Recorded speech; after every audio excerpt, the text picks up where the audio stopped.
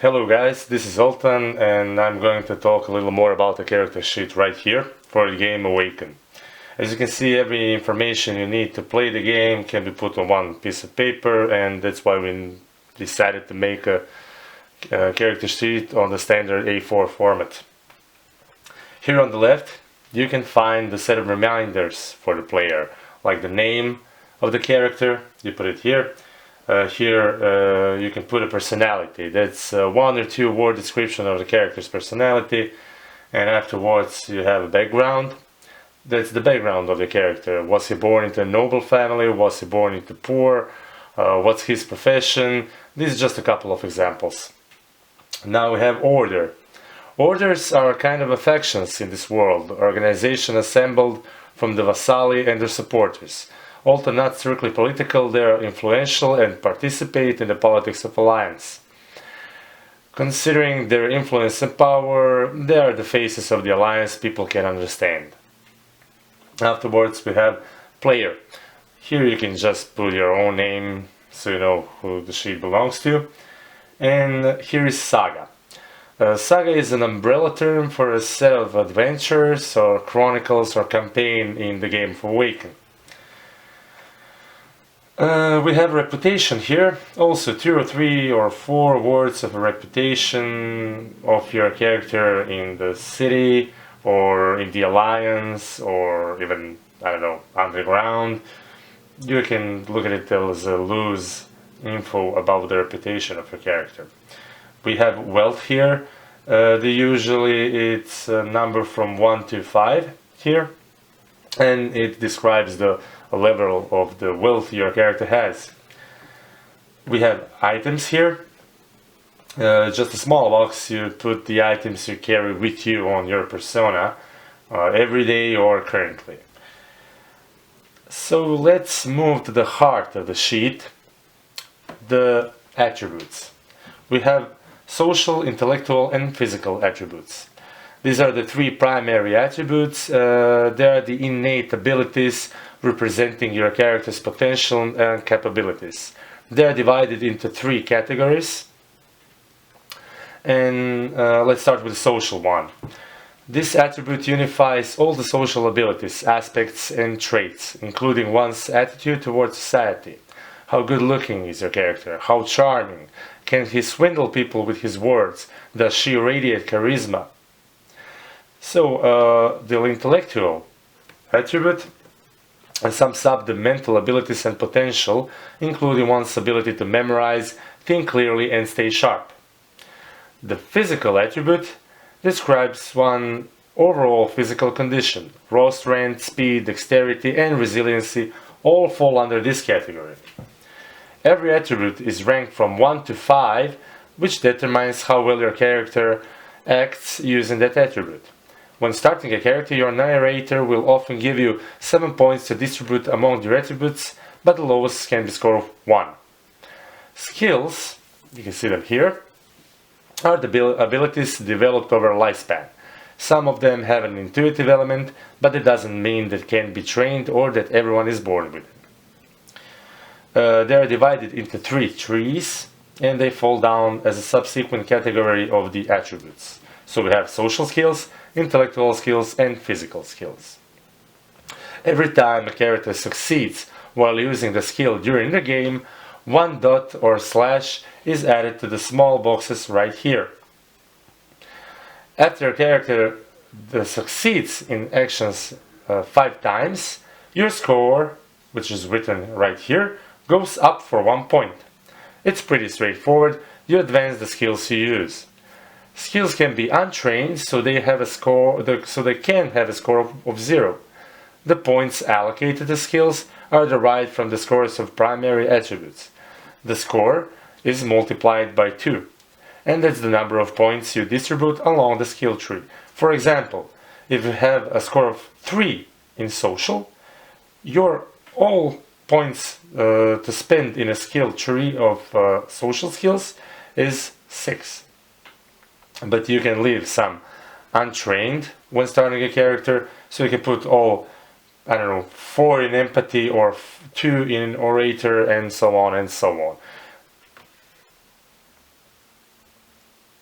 And these skills also have a value from 1 to 5, actually from 0 to 5. So let's move a little bit up to the virtues.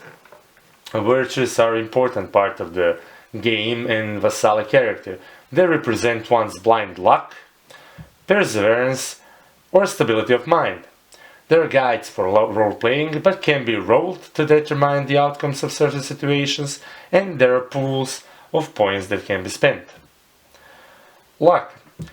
Luck is rolled when the narrator wants to leave an outcome to chance. For example, luck could be rolled when a character plays games of chance, or falls down a cliff and may hit either rocks or water.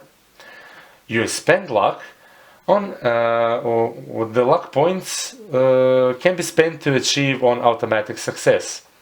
Luck points are regained at the pace of 1 per good night's sleep. Will points.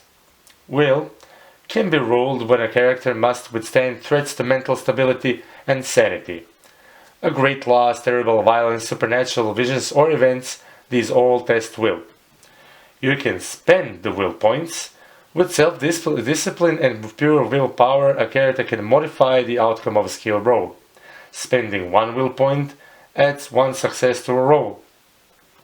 Will points are regained only when the player rolls an exceptional success. That means 5 or more successes on the roll.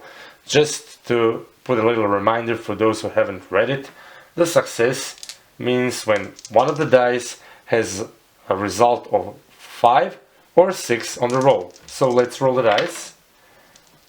I have 1 success right here. That means I succeeded in an action. Let's go to courage. Unlike the other 2 virtues, courage can only be rolled. So as you can see, there is no pool of the points right here. When your character is confronted by their fears or with a terrible situation, rolling courage is applicable. The outcome of the roll decides whether the character freezes in fear, flees in terror, or keeps calm and rational. Okay, so let's move a little bit on the right. Endurance.